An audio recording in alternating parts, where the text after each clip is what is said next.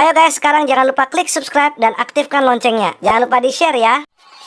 Assalamualaikum warahmatullahi wabarakatuh. Baru-baru ini kita dihebohkan dengan sebuah pernyataan dari pengganti Kapolri Idam Aziz, yaitu Komjen Listio Sigit Prabowo. Pasalnya ia mengumbar janjinya diantaranya adalah menyelesaikan masalah yang akhir-akhir ini belum bisa diselesaikan, dan akan membuka komunikasi yang baik dengan para ulama. Bahkan akan mewajibkan Polri untuk mengaji kitab kuning kepada para ulama. Tak lama setelah itu, Habib Rizik Syihab buka suara dan mensupport atas terpilihnya Kapolri tersebut. Lantas bagaimana kelanjutannya? Simak ulasan lengkapnya berikut ini. Komjen Listio Sigit Prabowo berharap di masa kepemimpinannya nanti tidak ada lagi anggapan kriminalisasi terhadap ulama. Komjen Listio Sigit memastikan akan membuka ruang komunikasi dengan para ulama. Saya kira bahasa kriminalisasi itu ke depan kami harapkan tidak ada lagi. Artinya memang kami akan membuka ruang komunikasi, tuturnya. Komjen Listio Sigit Prabowo mengatakan bakal mewajibkan anggota Polri untuk mengikuti kajian kitab kuning. Menurut dia, mengaji kitab kuning salah satu cara untuk mencegah berkembangnya paham teroris. Karena hal itu pernah dilakukan ketika ia menjabat sebagai Kapolda Banten. Seperti di Banten, saya pernah sampaikan anggota wajib untuk belajar kitab kuning, ungkapnya. Ia mengaku menyerap masukan dari para ulama untuk mencegah paham-paham radikal itu dengan mengikuti pengajian kitab kuning. Ia meyakini bahwa masukan-masukan dari para ulama ini benar adanya.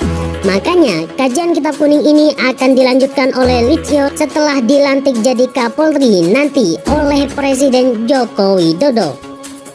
Sementara itu, Habib Rizik Syihab merespon positif mengenai calon Kapolri tersebut. Seperti diketahui, Komjen Pol Listio Sigit Prabowo diajukan oleh Presiden Joko Widodo sebagai calon Kapolri pengganti Jenderal Idam Aziz. Sigit pun menjalani fit and proper test di DPR Rabu 20 Januari 2021.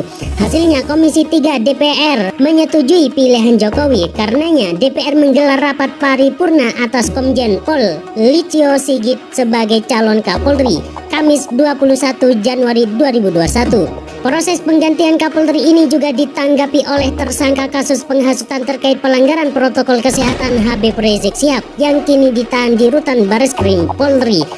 Melalui kuasa hukumnya Aziz Anwar, Habib Rizik mengaku berharap proses penggantian Kapolri dari Jenderal Idam Aziz ke Listio Sigit berjalan dengan lancar. Tak ada tanggapan lebih jauh dan harapan apapun dari Habib Rizik atas pergantian Kapolri ini. Ya, itu tadi tanggapannya. Semoga lancar prosesnya, tegas Aziz Anwar. Sebelumnya, Komjen Listio Sigit mengungkapkan program 100 hari pertama menjadi Kapolri nanti. Komjen Listio Sigit Prabowo mengatakan akan menuntaskan kasus yang menjadi perhatian publik. 100 hari ke depan tentunya kami sudah menyiapkan program-program yang langsung tentunya bisa kami laksanakan. Salah satunya adalah menuntaskan kasus-kasus yang menjadi perhatian publik yang saat ini ditunggu-tunggu, tuturnya.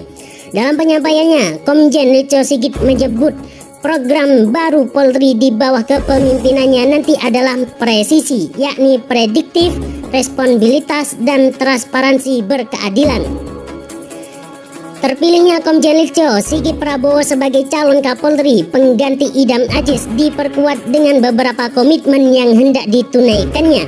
Listio mendapatkan surat bulat dalam uji kelayakan dan kepatuhan calon Kapolri. Komjen Listio Sigit Prabowo telah disetujui Komisi 3 DPR sebagai Kapolri terpilih menggantikan Jenderal Idam Aziz dalam rapat pengambilan keputusan di Kompleks Parlemen Senayan Jakarta pada Rabu 20 Januari 2021 sore. Dalam rapat tersebut, 9 fraksi di DPR secara bulat mendukung Listio Sigit sebagai Kapolri usai digelarnya uji kelayakan dan keputusan calon Kapolri. Tak hanya itu, Komisi 3 juga menyampaikan harapan agar kedepannya institusi Polri lebih maju dan presisi, yakni prediktif, responsibilitas, transparansi, dan berkeadilan. Adapun dalam uji kelayakan dan kepatutan terdapat sejumlah komitmen yang ingin ditunaikan Listio jika menjabat sebagai Kapolri.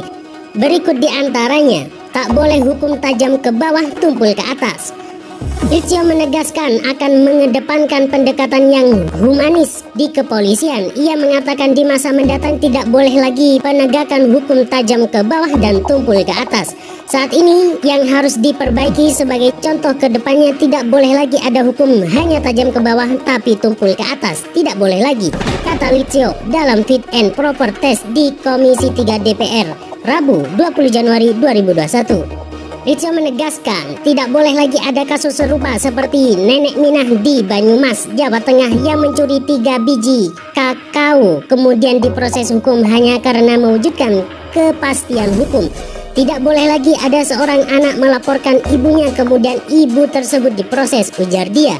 Ia mengatakan di masa mendatang Polri harus bersikap arif dalam menyelesaikan perkara di tengah masyarakat sehingga kasus seperti yang dialami Nenek Minah tidak perlu terulang kembali. Itu yang harus kami juga. Kami mempersiapkan pengawasannya, ucapnya. Polantas tak perlu menilang. Litsio menuturkan akan memulai mengedepankan mekanisme penegakan hukum berbasis elektronik di bidang lalu lintas. Penegakan hukum lalu lintas berbasis elektronik yang dimaksud adalah melalui Electronic Traffic Law and Enforcement. Sistem ETLE ini sebetulnya bukan program baru. Sistem ini sudah mulai diterapkan di sejumlah daerah seperti Jakarta. Dalam penerapannya, sejumlah kamera pengawas dipasang di sudut-sudut jalan. Kamera pengawas akan merekam pelanggaran yang dilakukan pengemudi. Di sisi lain, kuasa hukum Habib Rizik Syihab Adjis Anwar kembali mengungkapkan kondisi terkini kliennya yang saat ini berstatus tahanan Barreskrim Polri. Adjis menyebut kondisi Habib Rizik tak mengalami perkembangan dari kondisi sebelumnya yang dinyatakan mengkhawatirkan. Belum, lebih baik, masih stagnan. Ungkap Adjis melalui pesan singkat kepada GPNN.com Kamis 21 Januari pada malam hari. Habib Rizik dinyatakan sakit lantaran sesak nafas dan mengalami gangguan di lambung. Masih sama, sesak nafas, gangguan di lambung, katanya. Adjis memohon doa kepada seluruh masyarakat agar mendoakan kondisi Habib Rizik Syihab agar cepat pulih dari sakitnya. Mohon doanya seluruh masyarakat, ujarnya. Dari ulasan di atas kita mendapatkan sebuah pelajaran bahwa seorang yang beramal baik dan dilandasi dengan niat tulus dan ikhlas, maka akan mendapatkan respon positif dari masyarakat. Maka dari itu, marilah kita selalu berbuat baik dengan niat tulus dan ikhlas. Dengan belajar dan membiasakan, kita pasti bisa. Jangan lupa untuk share video ini ke teman-teman kalian supaya mereka juga tahu apa yang kalian tahu.